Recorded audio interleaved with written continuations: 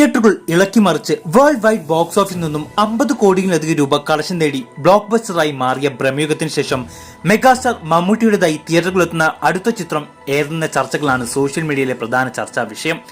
വൈശാഖ് സംവിധാനം ചെയ്ത mass entertainer ചിത്രം ടർബോയും നവാഗതനായ ഡിനോ ഡെന്നിസ് സംവിധാനം ചെയ്ത ഗെയിം ത്രില്ലർ ചിത്രം ബസൂക്കയുമാണ് ചിത്രീകരണം പൂർത്തിയായി പോസ്റ്റ് പ്രൊഡക്ഷൻ വർക്കുകൾ നടക്കുന്ന മമ്മൂട്ടി ചിത്രങ്ങൾ.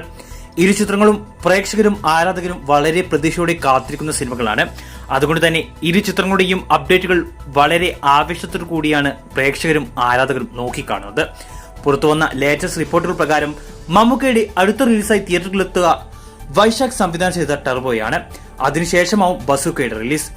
ഇരു ചിത്രങ്ങളുടെയും റിലീസ് ഡേറ്റുകൾ ഇതുവരെ ഒഫീഷ്യലായി പ്രഖ്യാപിച്ചിട്ടില്ലെങ്കിലും ജൂണിൽ ടർബോയും ഓഗസ്റ്റ് സെപ്റ്റംബർ മാസങ്ങളിലായി ബസൂക്കയും റിലീസ് ചെയ്യാനാണ് അണിയർ പ്രവർത്തകർ ലക്ഷ്യമിടുന്നത്. ഇതിനോടകം 450 പരം ചിത്രങ്ങളിൽ അഭിനയിച്ചിട്ടുള്ള മമ്മൂക്ക ഏത് രീതിയിലുള്ള തിയേറ്റർ എക്സ്പീരിയൻസ് ആവും ഈ ചിത്രങ്ങളിലൂടെ പ്രേക്ഷകർക്ക് സമ്മാനിക്കുക എന്ന് കണ്ടു തന്നെ അറിയാം.